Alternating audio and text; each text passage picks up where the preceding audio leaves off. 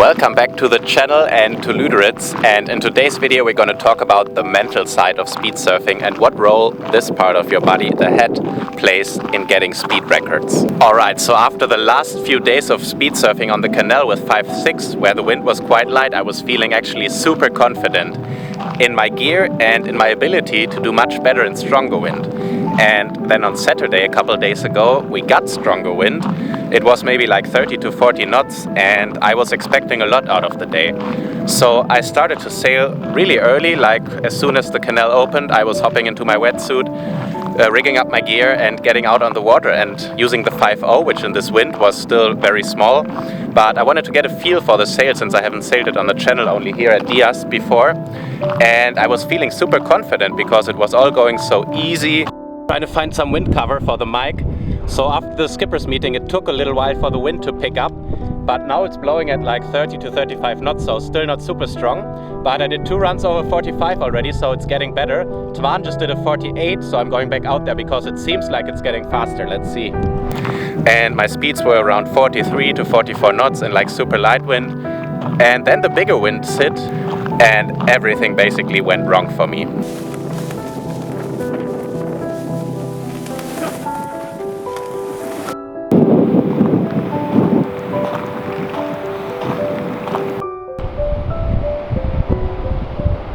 So yeah, that day I still managed to improve on the first run my personal best speed from something like 45.2 knots the other day to 45.4 knots, so a small improvement of 0.2 knots. And I was still feeling super frustrated because I think mainly that was due to my expectation. I was expecting to go 2 knots faster in this wind. So I really wanted like a 47 run and maybe a 49.50 top speed, and I wasn't getting it. And this was building up a lot of frustration for me on that day and the next. And I think a lot of people were feeling like it was a day of missed opportunities. And that was because there was a lot of cloud cover, so the wind never properly kicked in. It was gusty. You had to wait a long time, so you couldn't choose the right moment. It was maybe, the best moment was maybe 1 hour, and not everyone got a run in this time. So I think a lot of people were feeling somewhat frustrated with the day. And of course the people who have been here before and have done already much higher speeds, maybe like 49, 50 knots, for them it's even more frustrating, because for me at least it was a personal best. But if you're like somewhere in the 50 knot range and sailing 46 runs maybe, yeah, it really doesn't give you anything anymore, because you want to get that to the next step. You want to have like the conditions to sail even faster, and for these conditions, like if you're in the 50 knot range, you really need really strong wind and good angle, and everything needs to come together. So I think the higher your speeds are, the more frustration was kicking in for the people. But yeah, in the end, I'm really thinking, for me it's about the experience. I'm here the first time, and it doesn't really matter for me if I sail 45 or 46 or 48 knots or whatever. Does it really make a difference? I'm not sailing the German record, which is over 52 knots, and for sure not the world record. I'm just too light for that. So what difference does it make? But then the own ego kicks in, and you really want to do the best you can. I mean, if you're competitive in anything, you want to do the best you can, and that's also how I'm feeling here. And then I'm always torn in between making these videos, which takes a lot of energy and also mental strength to focus on them, that cannot go into focusing on my speeds. So there's always this struggle between the two. And yeah, these videos are also very important for me to make, because it has basically become a part of my career by now, and I really want to focus on them. So maybe this is more important for me than sailing the best speed I can do. But yeah, let's go ask some people about what they think about the topic, what they think the mental part of this game, how much it contributes to doing well on the canal. And yeah, let's try to find some people. Hey guys, before we get into the interviews with the professional windsurfers, a quick interruption for the sponsor of today's video, the Wind Lounge, where I'm at right now.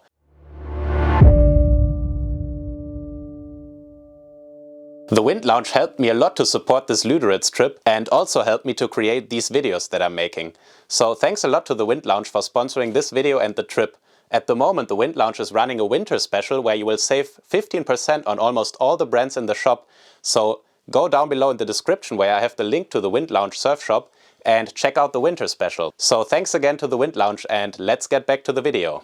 Hi Heidi, thanks for taking the time to do this interview. A pleasure. Thank you. And on Saturday you came super close to the women's world record, and you actually became the fastest woman on all the GPS categories.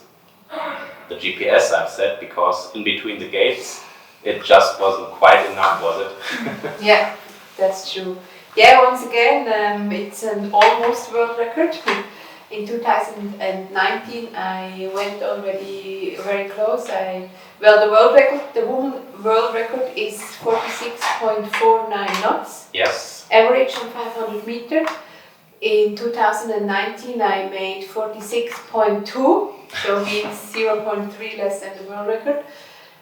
I smashed the GPS world record on 500 meter now by 46.88 knots. Yes, I've seen that. But yeah, means for the most of the people it should have been enough, but it isn't, because if you are on an official world record attempt, you have to do the speed in between the gates, the filming laser gates, and in between these gates I made 46.35 knots. So just under 0.2 knots shy. Yes, and exactly. Yeah, now you've had a couple of days to process it. I mean, obviously after the record attempt, after the day, it takes some hours before the official measurements come out, so you didn't really know afterwards if you did it or if you didn't do it. And obviously after that you were probably a bit disappointed that it was, again, #almost. How do you feel now a couple days later?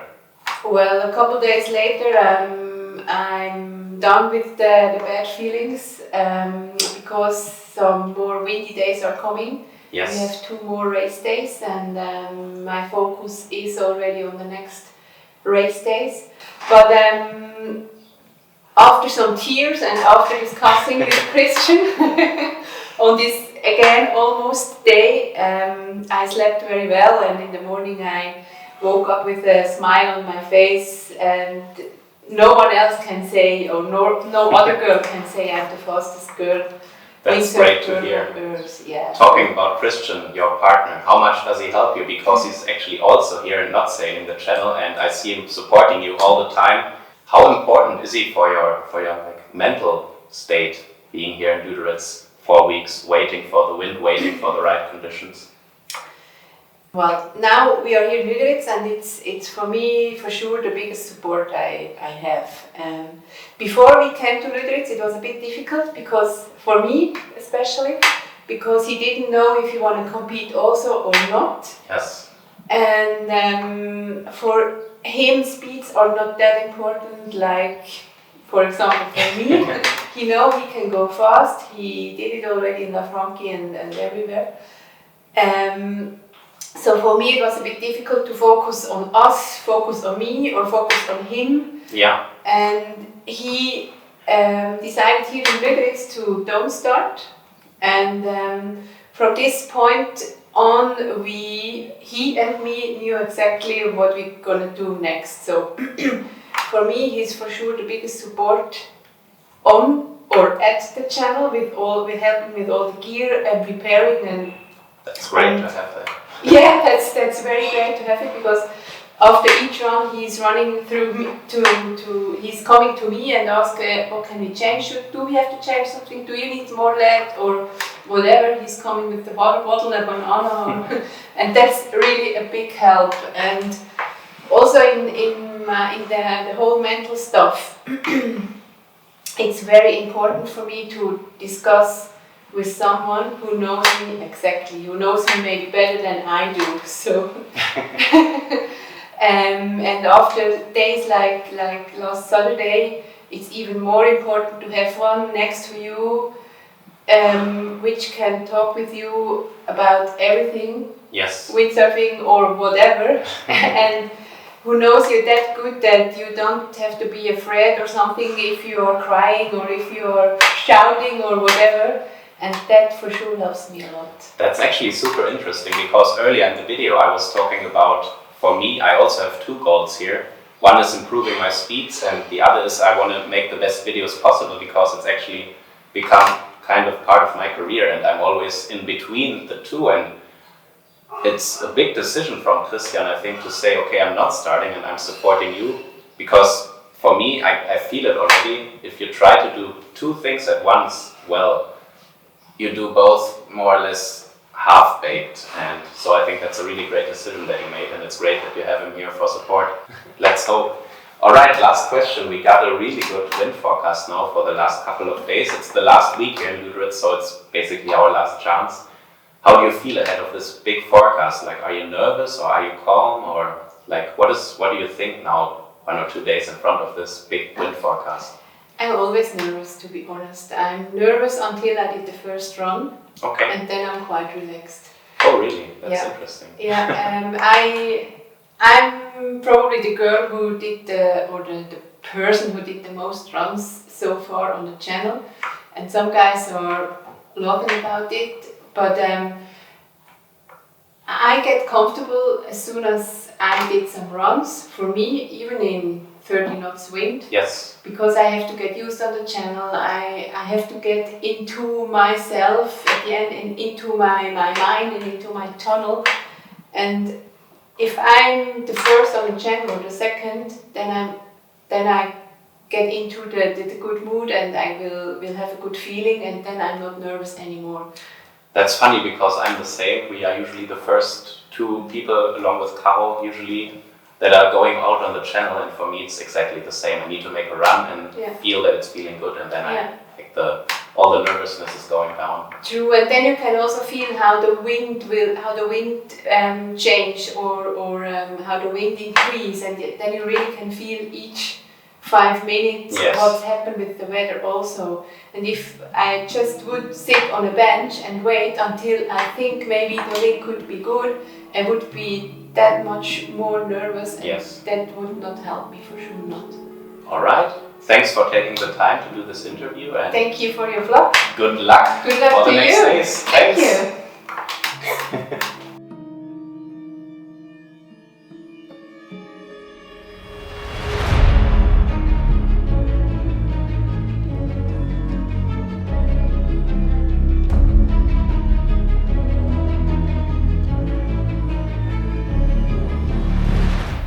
Hi Vincent, thanks for taking the time to do this interview. I already interviewed Heidi, and I'm making like a video on the mental side of Speedsurfing. And you're actually the fastest person on GPS on 2 seconds, and you came very close in 2019 to the world record with, how much was it? It was 0.02 knots different, so it's really nothing. We measured it out, and it's like 19 centimeters at the end. That's crazy that it's like these small margins. Like, my question is, you get so close, what does it do with your mind? Like, do you have regret? Like, or do you ask yourself, maybe I could have done something better just for this 19 centimeters? Or does it motivate you? Thinking the first time, like, oh fuck, but on GPS I was a bit faster. On the 500. But I was so like confused, because it was so smooth, everything, and the run didn't feel that fast. Yes. That I was like, okay, it's not gonna be a good run. So I look at my GPS, and it was super fast, and I was like in shock a little bit that I did it, and I was so close. So I was too happy and actually too excited. What I should have done instead was to just jump on the trailer and go again and try to do better, or I don't know, to confirm it that I do it again. Did you actually sail?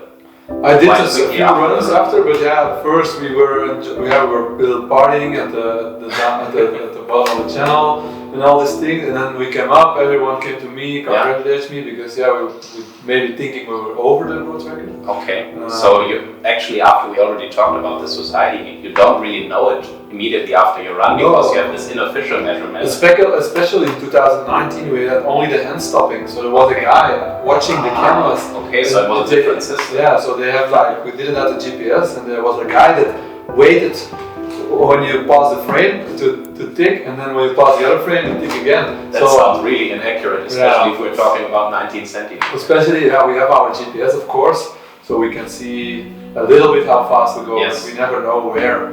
that it's in between the gates or not. So how long did it take until the official measurement came out and they told you you're just 0.02 shy of it was quite long actually, because I remember I did some runs to try, but Gunnar crashed one run after, so we had to wait for half an hour. We had a really small window in this day of good wind actually. That was really good. So then the day would end and we were all like, okay, let's see what the camera's out.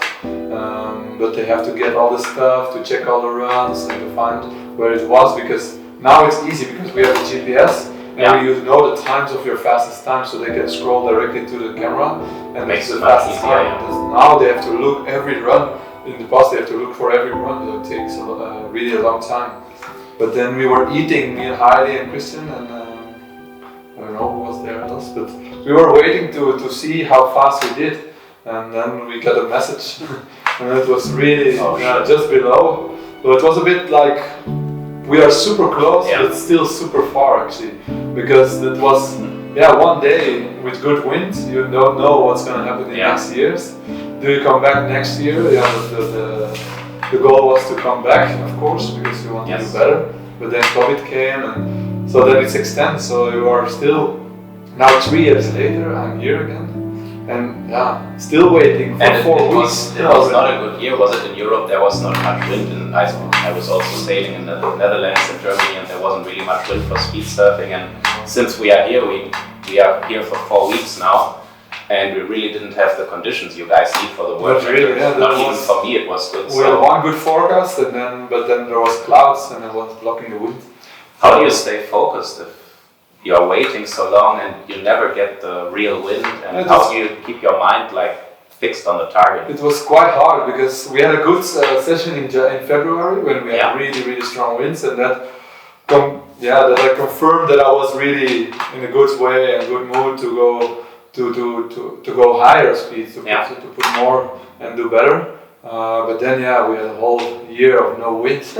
Almost I was looking in France, in Netherlands, everywhere to find a little bit of wind and to find some time on the speedboard.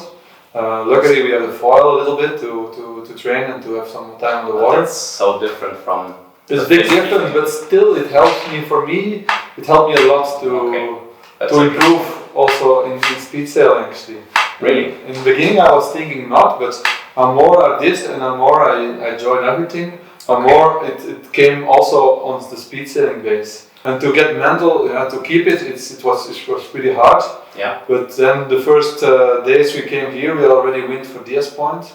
Luckily we have DS Point that we could sail in some higher winds and to train. And then, because I train a lot physical with the personal trainer in Belgium, so to get really do it properly now. Otherwise in 2018-19 it was more like I surfed a lot and then come here and try what I can do. So you say you're more professional this year than the year. I thought maybe if I spend so much money for the third time already, maybe it's better to take it properly and do it good and to prepare everything. And then I came here and straight away I put some really high speeds on DS Point. That was insane. And then you're thinking okay, it's all worked out, what you're doing, what your training does, and all these things you can, and then you start believing in it, that you're really in the good form that you think you are, but you don't know. That really confirms it, especially now that all the guys are here who are the fastest in the world, and you can really compare the speeds. So normally it's not too much difference between me, Hans, or Tuan or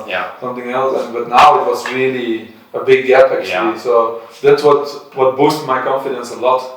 But how longer that you are here, it goes away, and then we have to sail again to confirm again, and then you kind of get in this rut here. And then also the forecast, and then you get excited, and then nothing comes, and then it's really hard to stay focused. You just said on the big day there were some crashes. Do you think about that when you're sailing, that there's the possibility of crashing, because that can really mess with your head, I think. I crashed once in 2018, but that was a bit my own fault, and nothing really happened. So that was luckily. I stepped up again and go straight out again. But you're always thinking because of pressure, because you are doing a really extreme sport actually. What we are doing in this narrow trench or canal, what you call it, you want to call it yourself. I had that feeling on Saturday. really something different. You go fully down, and then you have to stop in a little area.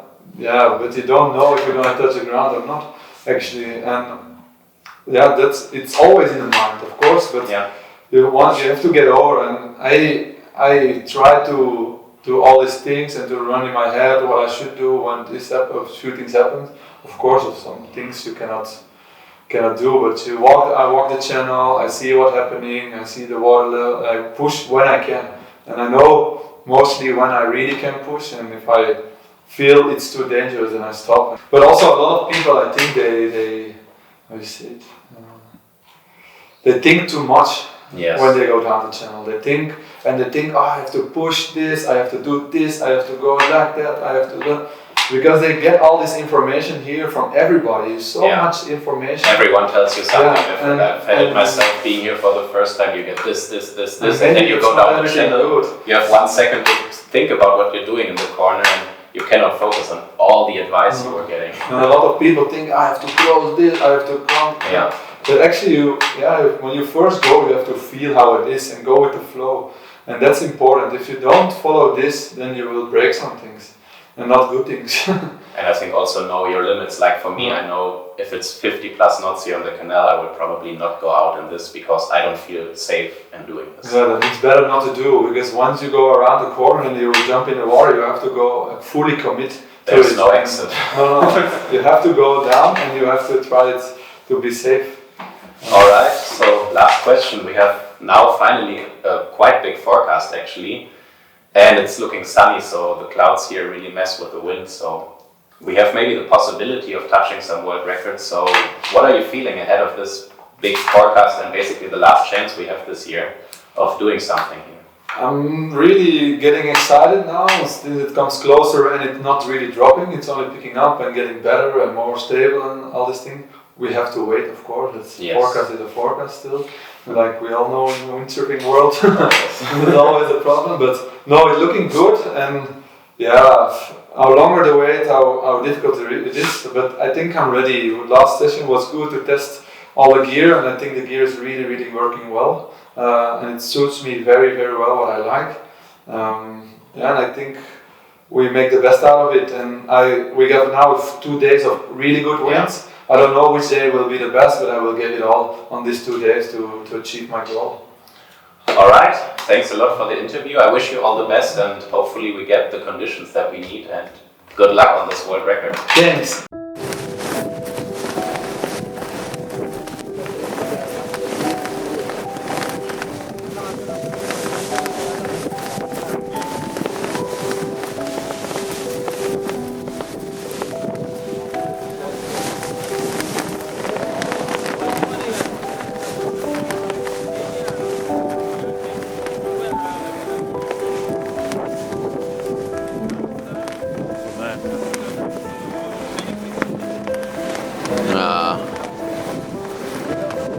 Oh, the end looks so gnarly.